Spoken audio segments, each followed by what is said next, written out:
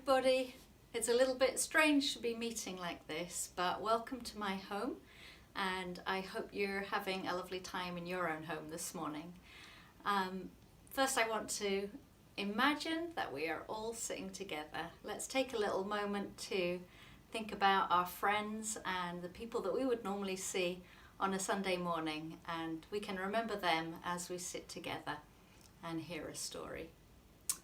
So I wonder if you are ready for a story this morning.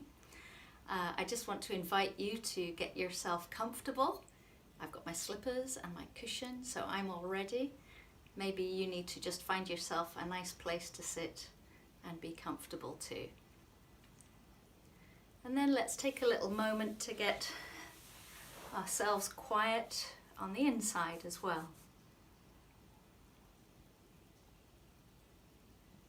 We want to welcome God into this time that we're going to share together.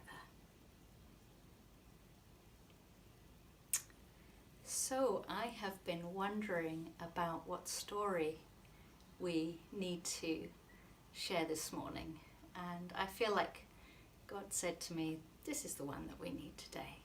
We need to go into the desert. So we always have a piece of the desert when we meet together. Of course, we couldn't fit the whole of the desert into our room, but we do have a little piece of it because so many important things happen to the people of God in the desert. So here is my little piece of desert. The desert is a dangerous place. Nobody goes into the desert unless they really have to. It doesn't rain very much in the desert, and so, well, nothing can really grow, and there is no water. There's no food to be found in the desert. The wind blows, and so it's very easy to get lost in the desert. The sun shines really bright in the daytime, and then it's very cold at night. So you have to have special clothes to wear if you are going into the desert. The desert is a dangerous place, and you only go there if you have to.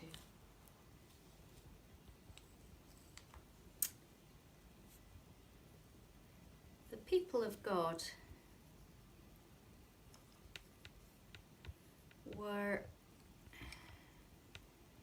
living in a place where it had not rained for a long time, and the crops hadn't grown, and so there was no grain to grind to make bread. Everybody was hungry, and the children were crying at night because they were so hungry. And so the parents wondered what they ought to do to keep their families safe.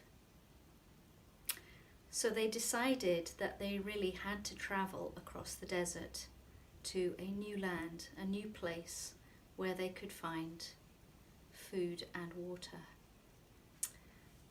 And so they set off on their long journey.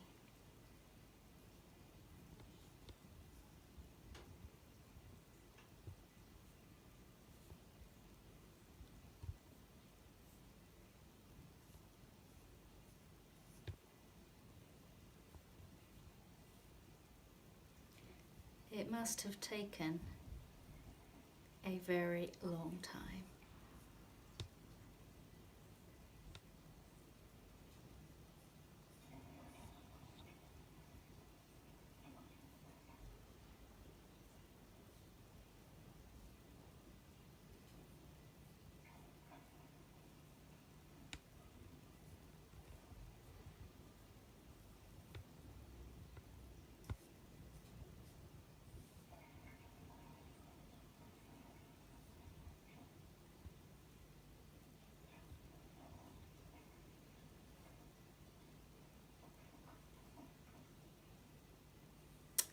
But eventually they found themselves in the land of Egypt.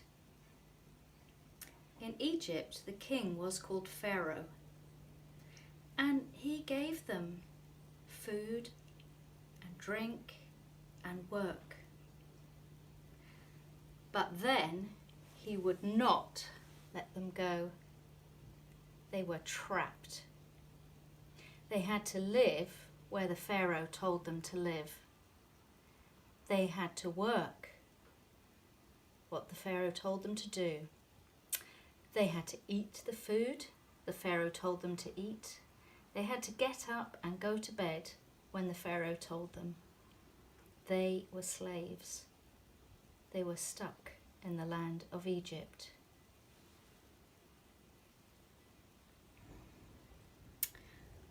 But one of the people of God,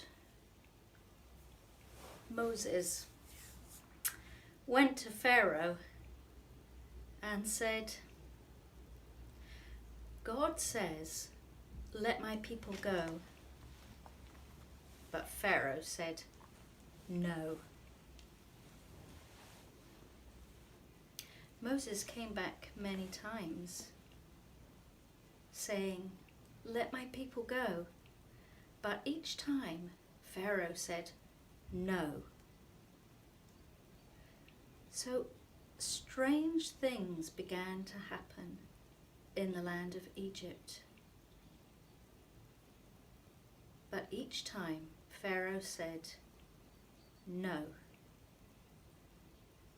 Until eventually something really terrible happened. All the oldest boy children in every Egyptian family died. But in the families of the people of God, everyone was safe, because they had taken the blood of a lamb and put it across the doors of their homes, so that the angel of death would pass over them. This time, when Moses went to Pharaoh, Pharaoh said, yes.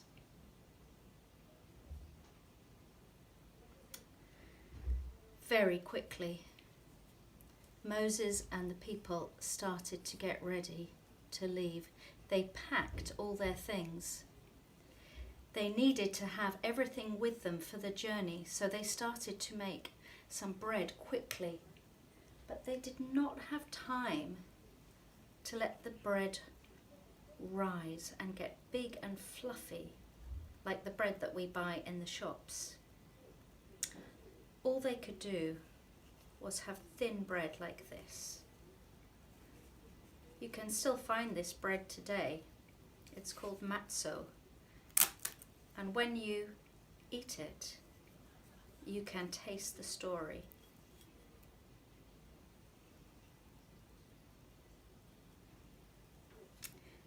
Very quickly, the people left, running across the desert.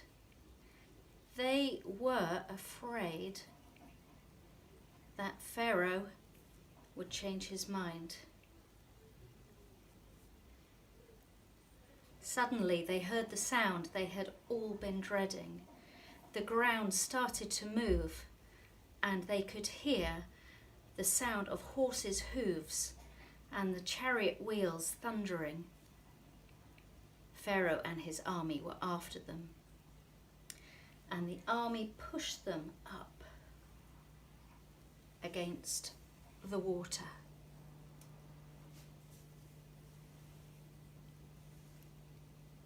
Again, they were trapped. But Moses came very close to God, and God came very close to Moses. And Moses knew how to take the people through the waters to freedom.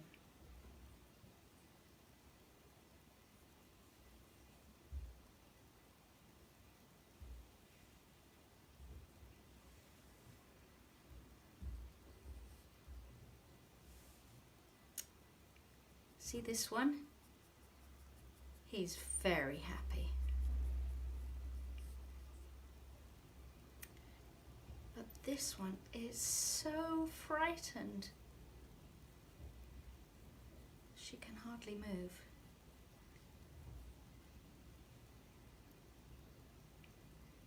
But this one is confident.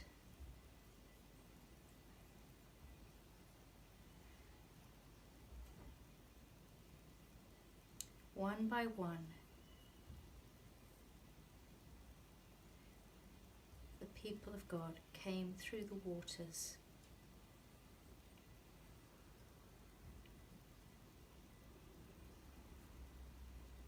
And then God shut the waters like a door. They were free from Pharaoh and his army. They were so happy.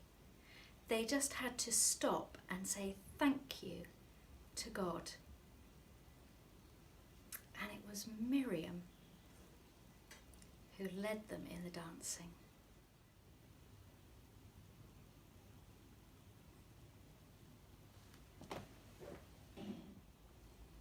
Sometimes after we've had a story, we like to wonder about it.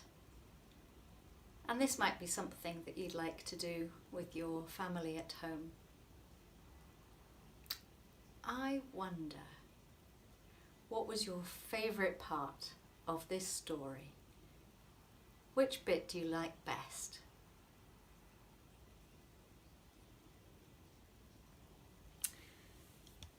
I wonder, what's the most important part of this story? I wonder what you think.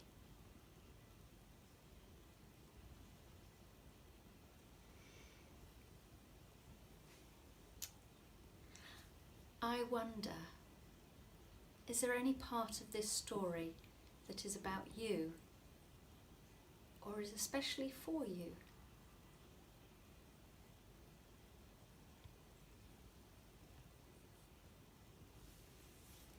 So I invite you to take some time maybe with your family to talk about the story. And there are other ways as well that you can enjoy this story with your family. Maybe you would like to share a little feast of some unleavened bread, that thin bread that they made because they didn't have time to let the bread rise and become big and puffy like our bread. Maybe if you don't have matzo, you could find something like it, like a cracker or oatcakes or something like that, something crunchy, which when you eat it together with your family, it'll remind you of the excitement and the danger and the freedom in this story. You can really taste the desert. See you again soon. Have a wonderful day. Bye for now.